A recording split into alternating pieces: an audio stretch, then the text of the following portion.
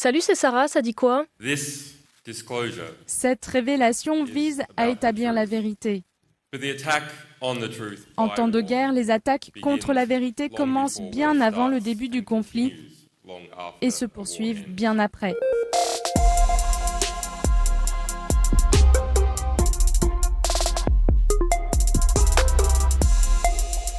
Le lanceur d'alerte Julian Assange, que tu viens d'entendre, a été libéré après avoir passé 5 ans dans une prison de haute sécurité à Londres. C'est qui alors ? J'ai vu, je sais qui c'est, mais je dirai rien.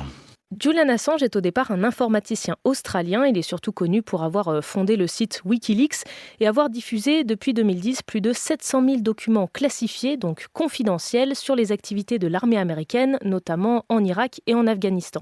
Depuis, il est poursuivi par la justice américaine et se bat pour ne pas être jugé et condamné, sachant qu'il encourait jusqu'à 175 ans de prison.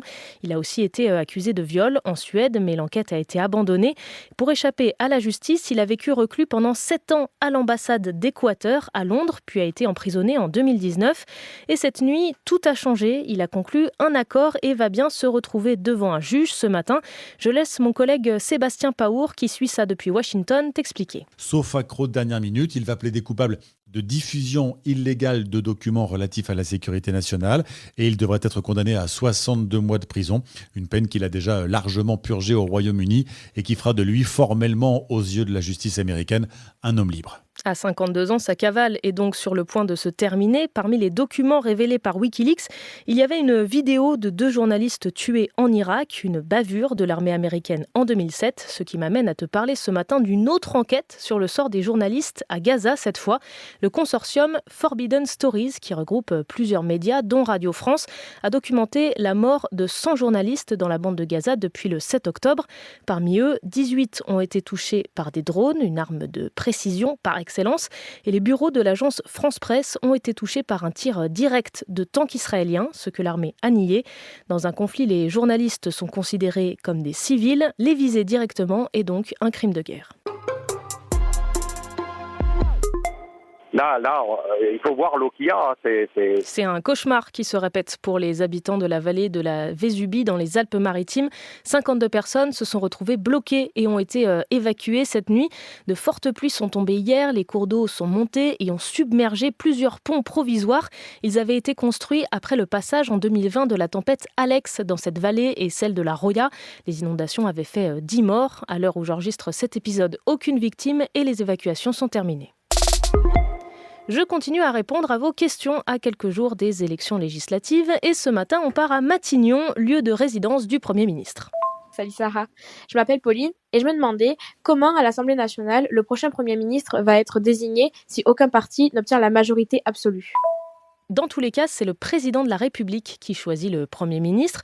En général, il prend effectivement quelqu'un issu du groupe politique le plus important à l'Assemblée nationale. Sinon, les députés pourraient facilement censurer ce Premier ministre et le forcer à démissionner. Si le 7 juillet, c'est le Rassemblement national qui obtient le plus d'élus, ce sera Jordan Bardella. Si le nouveau Front populaire arrive en tête, on ne sait pas encore, mais plusieurs personnalités, dont Fabien Roussel, le patron des communistes, refusent de voir Jean-Luc Mélenchon Premier ministre. Je dis clairement, et je le dis à Jean-Luc Mélenchon, personne ne peut s'auto-proclamer Premier ministre. Et hier soir, le chef de file de la France Insoumise a voulu rassurer tout le monde sur ses intentions. Je ne suis candidat à rien. Alors tout ça, c'est s'il y a une majorité absolue, donc qu'un parti regroupe la moitié ou plus des députés de l'Assemblée. Si ce n'est pas le cas, si un parti n'obtient qu'une majorité relative, ça se complique. Soit les partis avec le plus de députés élus arrivent à s'accorder pour former un groupe majoritaire, soit Emmanuel Macron devra choisir quelqu'un qui satisfera tout le monde pour éviter que le gouvernement ne soit tout de suite renversé. Si on peut gagner le match et marquer le plus de buts possible, ça augmenterait les probabilités de pouvoir être premier de notre groupe. France-Pologne au programme de l'Euro de foot tout à l'heure à 18h. Tu as entendu Didier Deschamps, l'objectif c'est d'être premier, mais les Bleus sont d'ores et déjà qualifiés pour les 8e de finale de la compétition après la victoire hier soir de l'Espagne sur l'Albanie. Mais il ne faudra pas jouer que pour le beau jeu. Si les Bleus sortent premiers de leur groupe ce soir, ils auront droit à un match un peu plus clément ensuite. À te signaler aussi ce matin la sortie du film « Je suis Céline Dion » sur Prime Video. Le documentaire suit le quotidien de la chanteuse atteinte d'une maladie du système nerveux qui l'empêche de monter sur scène. Je te laisse d'ailleurs avec cette reprise de J'irai où tu iras. C'était dans Drag Race France la semaine dernière.